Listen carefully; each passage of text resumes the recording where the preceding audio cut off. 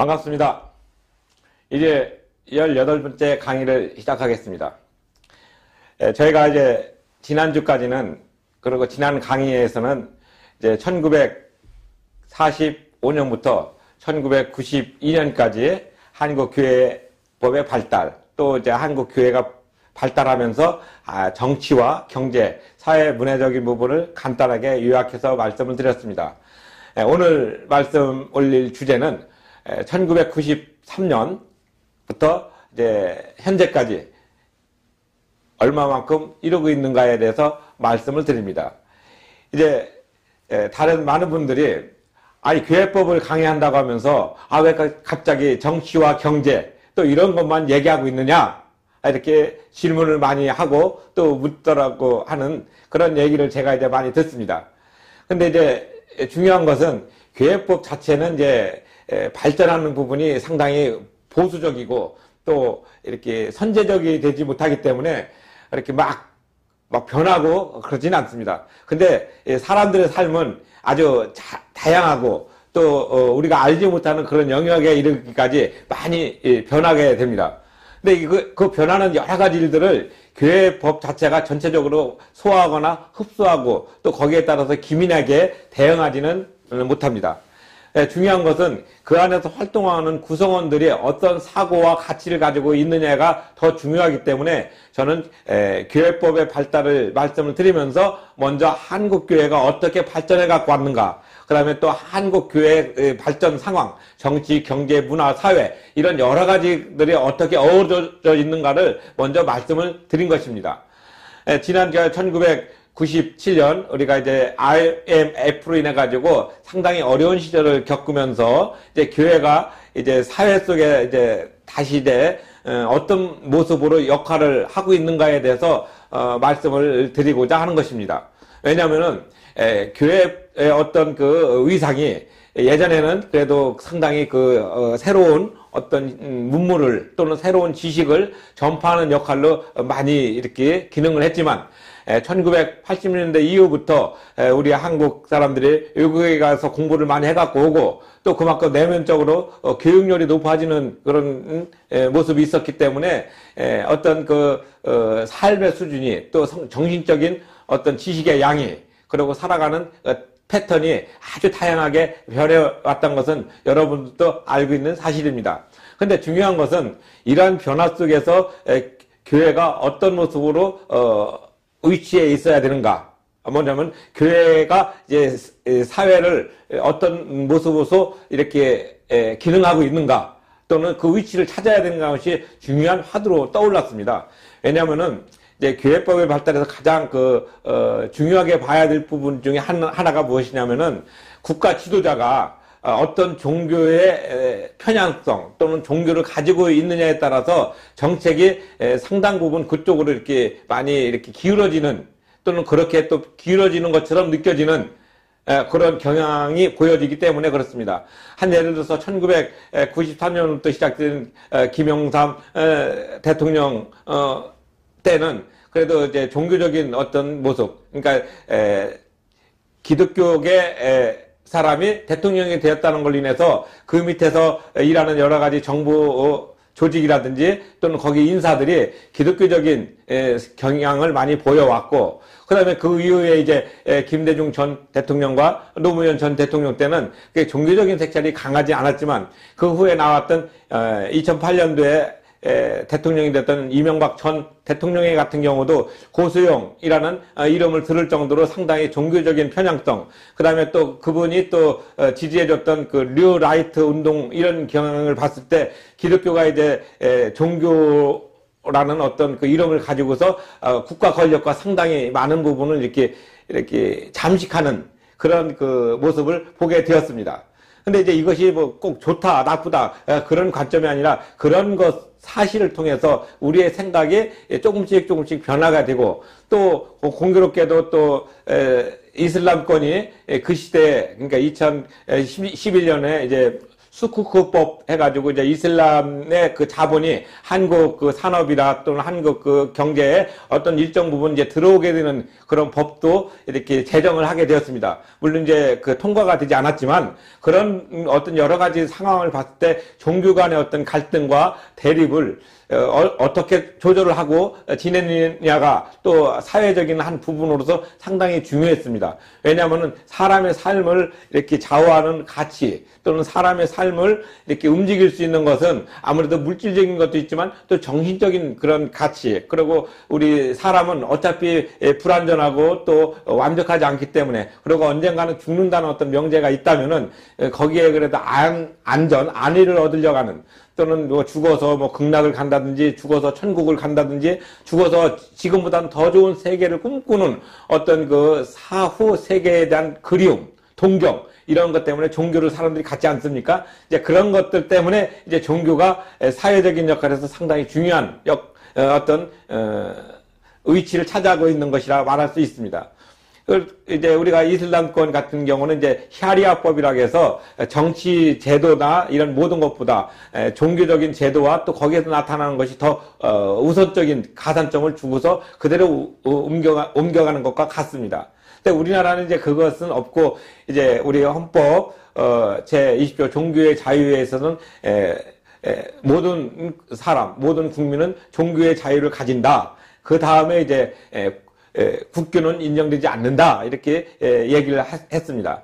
그 다음에 또 헌법 제10조에서는 또 모든 인간은 평등한 어떤 권리를 가지고 특수한 신분은 인정되지 않는다고 얘기한 것과 같은 맥락입니다. 마찬가지로 교회도 교회에 어떤 고유한 법이 있지만 그 법이 곧 세상의 법과 이렇게 똑같이 취급되는 것은 아니고, 교회는 교회대로 또는 국가는 국가대로 서로 다른 법을 갖고 있지만 공법적인 관점에서 우리가 이제 그것을 받아들이고 그 안에서 이제 구성원들이 신뢰와 또 믿음을 가지고서 살아가는 그런 내부적인 규율로서 교회법이 이제 기능하게 된다는 사실을 먼저 전제해야 됩니다.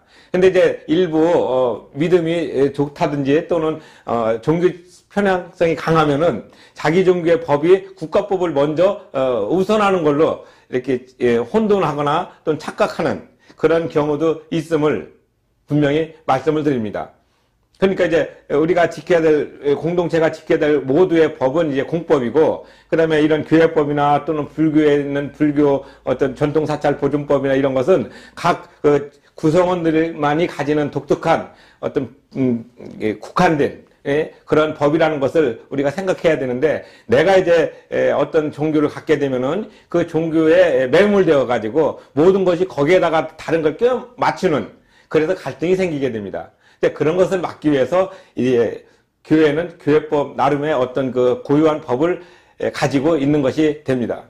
그리고 또 이 교회법을 가지게 되면 또 왜 중요하냐면은, 공동체가 이제 올바로 갈 수 있는 것과 그르게 갈 수 있는 것, 그러니까 유사 종교라든지 또는 이제 사이비 종교라든지 그런 데 빠질 수 있는 것을 미리 막아줄 수 있고, 오직 그 하나님의 법이 무엇인고 또 이 땅에 예수님을 우리가 믿고 천국에 간다는, 하늘나라에 간다는 그런 그 대명제가 왜 필요한지에 대해서 체계적으로 방향을 제시해주고 가르쳐주기 때문에 이 교회법이 필요하게 됩니다. 많은 분들이 이제 저한테 이런 질문을 해요. 교회법을 강의하면서 왜 교회법은 별로 얘기하지 않느냐. 실제 교회법이라는 것이 우리 눈에 보이는 것이 아니고 우리 마음에 있는 내면의 어떤 규율을 가지고 얘기하는 것이기 때문에, 그러한 것들이 하나님과 우리와의 관계, 성경에서 나타난 그런 관계, 그리고 또 이것이 이제 또 사회 그 국가 헌법과 또 행정법 또는 이제 민법, 국제법 또는 이제 여러 가지 형사법이나 이런 여러 가지 법과 어떤 상충되는 부분이 있다면은 우리는 이제 그 법이 우선적이 되는 거죠. 그러니까 공법이 우선적이 되는 것을 우리가 이제 인정을 하고, 교회는 교회 내부적인 법이라는 사실을 분명히 아셔야지 되는데, 이제 그런 것들을 잘 모르기 때문에 그렇습니다. 그래서 이제 제가 이제 사회적인 변화라든지 경제적인 변화, 또 특히 정치적인 변화, 또 그 안에서 기능하고 있는 여러 사람들의 모습들을 먼저 이렇게 얘기를 좀 길게 하는 이유는 바로 교회법의 위치가 어디에 있어야 되는가 하는 것을 말씀드리기 위한 어떤 전제 조건이었습니다. 그래서 이제 우리가 1894년에 처음으로 이제 1884년에 우리나라에 이제 오고 1894년에 이제 가보개혁을 인해 가지고 좀 더 신식 단발령이라든지 또는 뭐 상투 쓰는 거 노예제도 이런 모든 것이 정리가 되지 않습니까? 그렇게 나와서 이제 뭔가 해보려고 했는데 그만 이제 나라가 이렇게 없어져 버리는, 그래서 일본의 침략에 의해 가지고 우리가 원치 않는 그런 생활을 했지요. 그렇게 하다 보니까 이제 국가가 보통 성립되려면은 이제 영토가 있고 국민이 있고 주권이 있어야 되는데, 그 당시에 우리나라는 영토는 있고 국민은 있었는데 주권을 뺏겼어요. 그래서 그 주권을 찾기 위해서 우리가 노력을 해서 애써야 되는 그런 것이 이제 항일 독립 운동 이렇게 표현이 되고, 그 대표적으로 이제 나타난 것이 1919년 3.1 운동이 되는 것이죠. 이제 그런 걸 통해 가지고 이제 기독교가 전국적으로 이렇게 조금씩 퍼지면서 나라는 없지만 교회는 전국적으로 씨를 뿌리듯이 이렇게 퍼지는 아주 놀라운 역설이 생기게 됐습니다. 이제 물론 이것도 하나의 흐름으로 보지만 우리 기독교적인 역사에서 보면은 하나님께서 이 땅에 나라가 없지만은 이제 주권을 찾기까지 먼저 교회를 이제 이 전국 방방곡곡에 이렇게 요소요소에 심어 놓음으로 인해서 1945년 일본이 이제 항복하고 이제 광복을 맞이하고, 그다음에 1948년 국가가 건설되면서 주권을 다시 찾아와서 명실상부한 대한민국이 새롭게 이제 튼튼하게 이렇게 나아가는 기틀을 마련하게 되었습니다. 그리고 이제 그 와중에 이제 여러 가지 역사적인 변혁이 있었지만, 이 교회법도 그 사이에 많은 변혁이 있었습니다. 왜냐하면 이제 국가의 그 주권을 행사하기 위해서는 뭐가 필요하냐면 법이 필요합니다. 그래서 우리도 헌법에 보면 대한민국은 이제 민주공화국이다 이렇게 얘기를 하고, 그 다음에 모든 권력은 국민으로부터 나온다 이렇게 표현을 합니다. 근데 이게 왜 이런 표현이 됐냐면은, 이전에 우리가 신라시대 또는 또 고려시대 이때는 이제 법이라는 것이 있었지만 전제 군주 왕에 의해서 통치가 됐고, 이제 그러한 어떤 모습들이 조금 이제 업그레이드된 것이 조선시대. 그때는 이제 그 불교라는 것이 아니라 유교의 어떤 이념적인 것, 성리학을 중심으로 해서 경국대전이 만들어짐으로 해서 법령이 이제 편찬이 되지 않습니까? 그래서 이제 국가가 이제 그 왕권과 신권, 신하와 왕과의 어떤 견제와 조정, 이걸 통해서 이끌어 가다가 이제 지금에 와서는 이제 데모크라시. 그래서 이제 군중들, 인민들에 의해 가지고, 다수에 의해서 이렇게 운영되는 국가 체제가 됩니다. 이제 보통 이제 공화정이라는 용어를 쓰고 있지만, 이제 그것도 조금 더 이렇게 나타나게 되면 이제 공화국이라는 어떤 모습으로 해서, 물론 이제 주권의 어떤 개념이 뭐 시민 주권적인 개념도 있고 또 여러 가지 그 근원적인 있지만은, 중요한 것은 그러한 그 역사적인 그 변동, 그 다음에 법이 그런 삶을 어떻게 뒷받침하고 있느냐. 이제 이것이 이제 그 국가로서의 형성을 제대로 갖고 있는가에 대한 어떤 측정 기준이 됩니다. 그래서 아직도 이제 헌법이 없으면은, 또는 이제 국가를 다스리는 기본법이 없으면은 이제 국가로서 어떤 인정을 하는 것보다는 이제 또는 전제 군주에 의한 어떤 제한된 정치 제도로 표현을 하지만, 헌법을 가지고 있고 그 헌법에 의해서, 그 법에 의해서 다스려지는 국가는 이제 아주 온전한 국가의 모습으로 우리가 이렇게 평가를 하는 것과 같습니다. 그러면은 교회는 또 교회법이라는 것이 있어가지고 이렇게 교회를 다스린다면 또 교회도 하나의 국가가 되지 않겠느냐 이렇게 생각하시는 분도 있겠지만, 물론 부분적으로 보면 맞을 수도 있어요. 그러나 교회는 이제 궁극적으로 하나님께서 이 땅에 내려주신 구원의 방주로서의 어떤 기능이고, 거기에서 이제 나타나는 구성원들, 그러니까 거기를 이렇게 하나님을 믿고 예수님을 구세주로 고백하는 그런 믿음의 고백을 가진 사람들이 모인 공동체가 가지는 기율, 이것은 이제 세상법과 소위 그 국가법과 상당히 많이 다르지요. 근데 다른데도 불구하고 이제 자기가 갖고 있는 어떤 그 아집에 의해서 전체적인 것으로 판단하려고 하는 그런 것 때문에 이제 교회와 이제 사회적인 어떤 그 분쟁이 일어나게 됩니다. 그렇지만 분쟁이 일어나게 되면 우리는 뭐 교회법으로 재판을 하거나 그러진 않지 않습니까?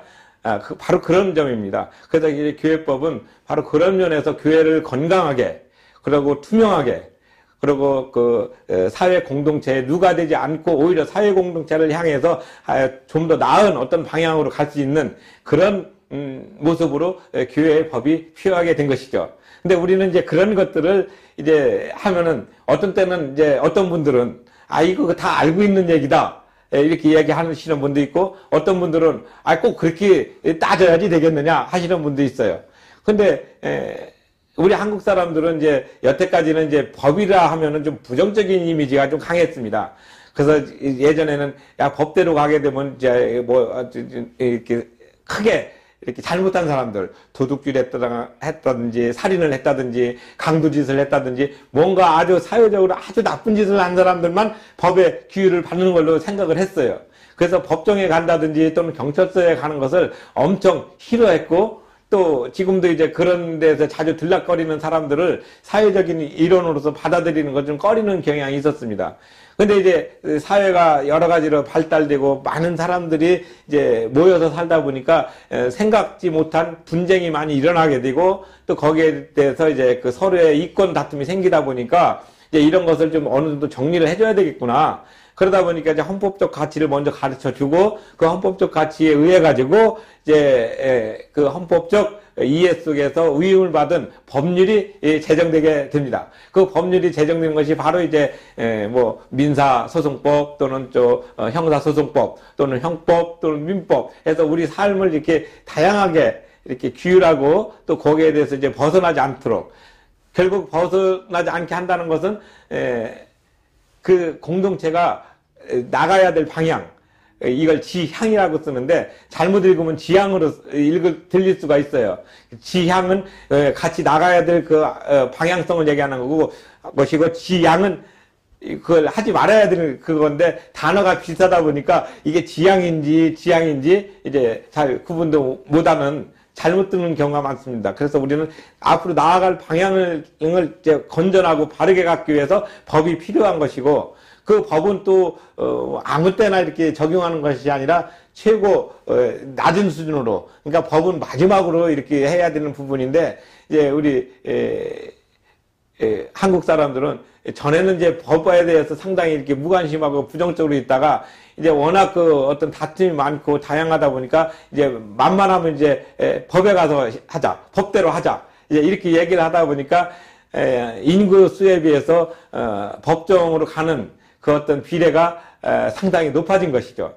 예를 들어 가지고 미국이나 일본은 이제 예를 들어서 5개가 법정으로 간다면 우리는 그 한 5배 되는 20건이나 25건 이상 이렇게 많다는 것이죠. 인구 비례에 비해서. 그러니까 우리가 이제 법이라는 것이 이제 우리 속에 그만큼 가까이 왔다는 증거이기도 하지만 이제 대화를 통해 가지고 풀어야 될 것도 이제 귀찮고 어떻게 보면 좀 피곤하다는 생각으로 이제 법에다가 좀 호소를 해버려서 이제 해결하는 그런 그 인문학적인 또는 인문적인 또는 그 인간적인 면이 많이 이렇게 사라지는 그런 안타까운 현실을 우리가 보고 있습니다. 그리고 또 법도 이제 또 어떻게 보면은 내가 좀 유리하고 나한테 좀 좋게 판단하면 참 정의고 살아있는 법으로 얘기하지만 또 자기가 잘못했음에도 불구하고 그 잘못한 것을 지적을 해서 좀 불리하게 나왔다면은 법이 왜 이래? 왜 나한테만 이래? 하면서 좀 불복하려고 하는 경향도 없지 않아 있습니다. 그러니까 우리는 이제 법이라는 것은 어떤 사실을 가지고서 구체화된 어떤 모습으로 따지는 것이지 감정을 가지고 이렇게 따지는 건 아니거든요. 이런 어떤 그 사회법, 국가법의 원리가 이제 교회법에도 거의 그대로 적용이 됩니다. 그래서 이게 교회 헌법 또는 이제 교단 헌법 이런 것들을 보게 되면은 이제 교회 예를 들어서 원리라는 부분을 보면은 그 원리는 이제 하나님의 법을 어떻게 우리가 해야지 된다는 걸 성서적인 기준으로 먼저 적어놓고 그 다음에 이제 사람과의 관계에 있을 때는 그 이러이러한 행동은 하지 말아라. 예를 들어서 도둑질은 하지 말아라. 살인은 하지 말아라. 또 남의 부인을 이제 간통하지 말아라. 이런 것을 얘기를 해요. 그러니까 이것은 또 금방 만들어진 게 아니라 십계명에도 그런 부분이 있지 않습니까? 사람을 제일 먼저 죽인다든지 또 내 것이 아닌 것을 내 것처럼 가진다든지 하는 이런 모든 것들은 서로 간의 어떤 그 불편함을 가지고 있고 또 그것은 옳지 않기 때문에 금하는 것이죠. 십계명에도 그 부분을 금했고 또 그러한 원리에 따라 가지고 이제 세 군데서 나누는 것이 이제 교회법의 어떤 그 흐름이거든요. 근데 우리가 이제 그 교회법을 이렇게 발전시킬 때는 그 안에는 구성원들이 어떤 마음으로 교회를 바라보고 있느냐. 이게 참 중요한 부분인데 이런 것들을 많이 이제 좀 생략하고 좀 작게 보고 내 어떤 관심과 나의 어떤 그 생각을 지나치게 관철시키려고 하는 그러한 경향이 있습니다. 그래서 그런 것들을 이제 교회법을 통해서 이제 자제시키고 누구나 공평하고 평등하게 혜택이 갈 수 있도록 어떤 방향성을 제시해 주는 게 바로 교회법의 근본 원리이기도 합니다. 하나님께서도 그런 원리를 우리에게 주셨죠. 내 이웃을 사랑하고 또 내 하나님을 사랑하고 이것이 선지자의 대계명이라고 말씀을 했고 또 예수님도 그렇게 말씀하셨어요. 계명의 가장 근본적인 어떤 핵심이 무엇이냐? 어떤 네 하나님 사랑하고 네 이웃을 내 몸같이 사랑하라. 이렇게 해서 서로 화평하게 살려고 했던 그런 부분이지. 어떤 사람한테는 더 많은 어떤 혜택을 주고 어떤 사람에게는 덜 혜택을 준다면은 그걸 누가 믿겠습니까? 그렇잖아요. 그러니까 그런 기본적인 원리가 이제 교회법인데 이제 교회법을 우리가 생각할 때는 그런 부분들을 먼저 항상 머릿속에다가 집어넣어 둬야 됩니다. 이것이 이제 개인과의 관계에서도 마찬가지입니다. 상대방을 사랑하고 아끼고 최선을 다해서 성의껏 해주면은 또 그 사람은 또 나에 대해서도 또 성의껏 대하고 나를 사랑하고 아껴줄 것이라고 믿습니다. 그래서 이제 민법에서 제일 중요한 것이 신의 성실의 원칙이라고 나와서 내가 저 사람한테 신의를 지키고 내가 얘기했던 것을 지키고 그대로 해주면은 저 사람도 성실한 모습으로 나한테 대할 것이다. 이게 중요한 법이거든요. 꼭 이걸 조문으로 얘기 안 하더라도 그러지 않습니까? 그래서 그런 것들이 이제 교회법의 어떤 기본적인 틀로 나타나는데 이거는 민법에서도 가장 중요한 법으로 나와요. 특히 계약관계에 있어서 그렇지 않습니까?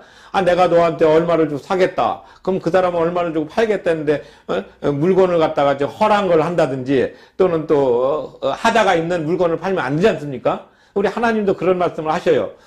특히 말라기서 4장 1절에서 거기 보면은 나한테 재물을 드릴 때는 어떻게 좋은 거는 안 드리고 절름발이라든지 눈몽가라든지 상처난가라든지 이렇게 하자 있는 걸 드리고 좋은 거는 네가 가지려고 하느냐?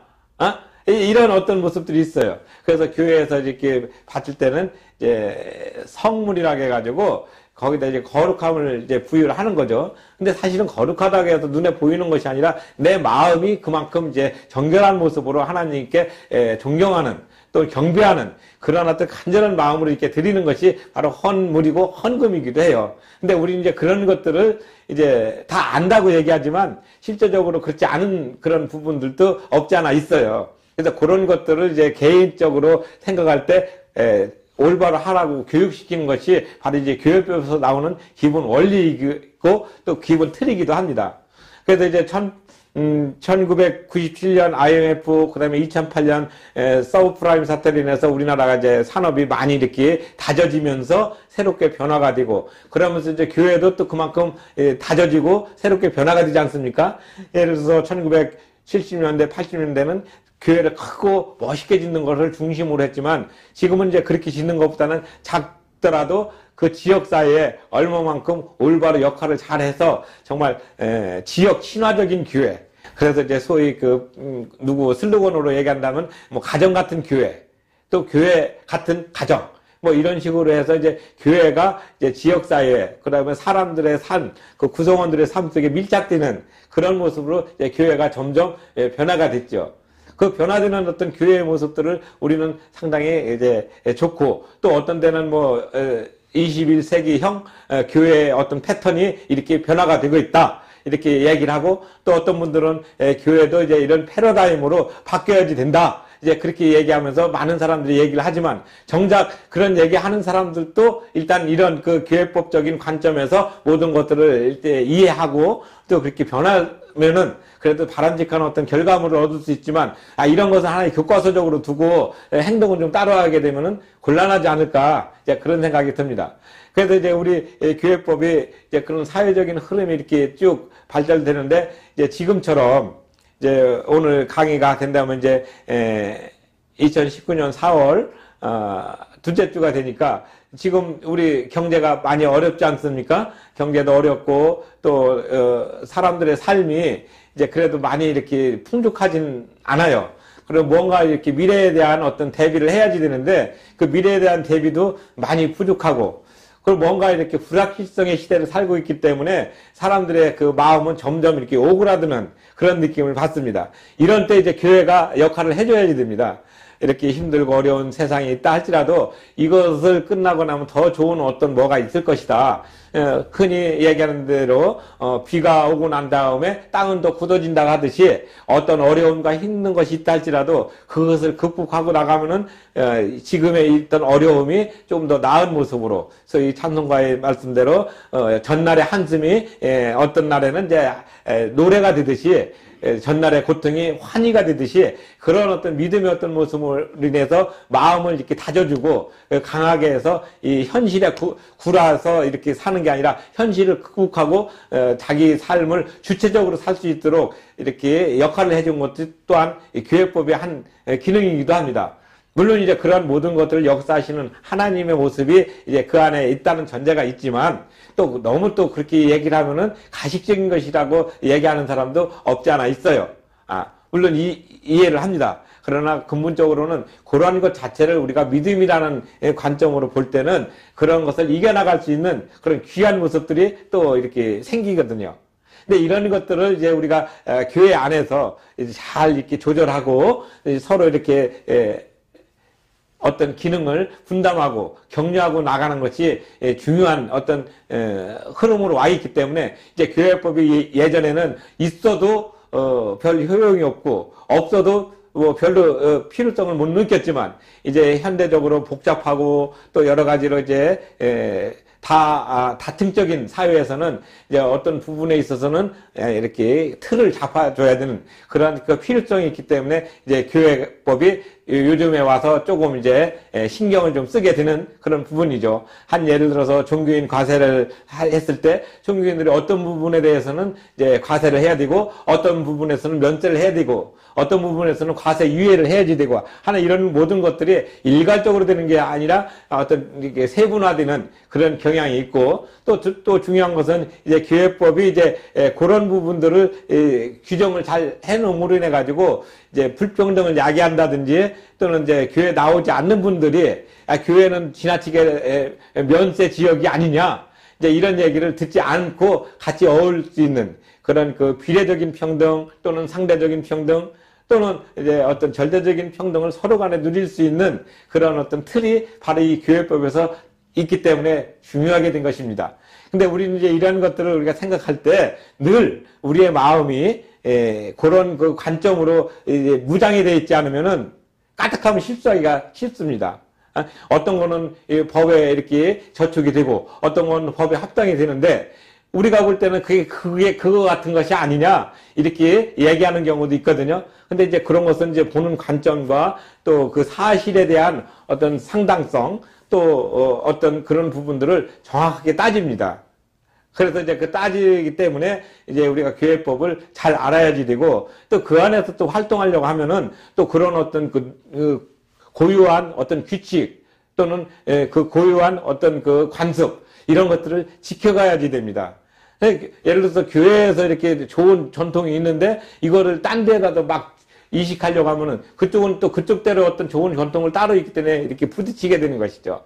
그래서 내가 아무리 좋더라도 상대방이 동의하고 또 그쪽의 어떤 상황과 이런 흐름을 잘 이해하고 같이 이렇게 조정해 나갈 수 있는 그런 그 관용의 정신이 필요합니다. 특히 현대와 같이 어렵고 힘든 시대에 교회법이 뭐 금방 이렇게 발전돼서 막 이렇게 되는 것이 아니지만 가장 중요한 것은 상대방을 이해하고 나갈 수 있는 그 관용. 그러니까 프랑스 말로 톨레랑스라고 표현하지만은 또 우리 고유한 용어로는 사자성어로 유명한 게 있지 않습니까? 역지사지.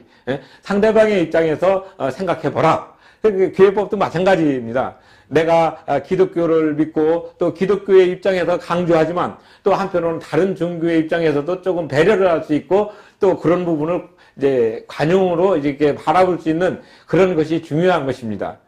내 것이 옳다고 해서 무조건 주장하는 것이 아니라 내 것이 옳지만 상대방이 내 것이 옳다는 것을 인정할 때까지 기다려주고 그러면서 꾸준하게 좋은 관계를 유지해 나가는 것이 이 사회를 또 이 교회를 그리고 또 우리가 가지고자 하는 삶의 가치를 가장 효율적으로 그리고 또 사람을 사람답게 만드는 그런 모습으로 이 교회법은 늘 남아있을 것이라고 저는 확신합니다. 오늘은 1994년부터 지금까지 교회의 법에 대한 발전을 얘기하면서 주로 정치, 경제, 사회 이런 부분을 많이 할애를 했습니다. 그것은 그런 것들을 다 이렇게 볼 때 교회법은 나중에 그런 것들을 이렇게 받쳐주는 그런 역할을 하는 부분에서 어떻게 발전되어 있는가 그걸 말씀드렸습니다. 이제 지난 그 세 번의 강의에서 1884년부터 1945년, 1945년부터 1992년, 그다음에 1993년부터 지금의 일까지 세 번에 걸쳐서 강의를 했습니다. 이제 한국 교회가 발전하는 어떤 모습, 그리고 한국 교회가 발전하면서 거기에 따르는 한국 교회법의 어떤 흐름적인 이해, 그 다음에 그것을 이제 전체적으로 포괄하는 어떤 한국 사회의 어떤 그 변화를 한 130년 정도 되는 것을 아주 간략하게 요약을 했습니다. 물론 이제 여러분들이 이 부분에 대해서 더 깊이 볼 수 있다면 이 책 그 124쪽부터 127쪽까지 한국 개신교회 발전 명과 암, 여기를 이제 읽어보시면 그 각 주에 좋은 책들이 많이 소개가 되어 있습니다. 그래서 그것을 가지고 개인적으로 좀 더 심도 있게 연구하시고 공부하시고 그러면서 이제 내가 종교를 왜 가져야 되는가, 내가 왜 믿음을 갖고 세상을 살아가야 되는가 하는 그런 어떤 자기 성찰적인 고백도 늘 마음속에 갖고 있고 누가 어떤 얘기를 물을 때 너는 왜 교회를 나가느냐? 너는 왜 믿음을 가지고 있느냐? 너는 종교가 왜 필요하냐? 이렇게 물어봤을 때, 아, 나는 이런 관점에서 종교가 필요하고, 이런 관점에서 나는 교회를 나가고 있으며, 이런 관점에서 믿음을 가지고 내 삶을 좀 더 지금보다 나은, 그 어제의 내가 아니라 오늘의 내가, 또 내일의 나를 생각하면서, 이제 과거, 현재, 미래를 생각하면서 같이 볼 수 있는 그런 역사적인 나를 만들어 주시기를 진심으로 기대하면서 오늘 강의를 마치겠습니다. 감사합니다.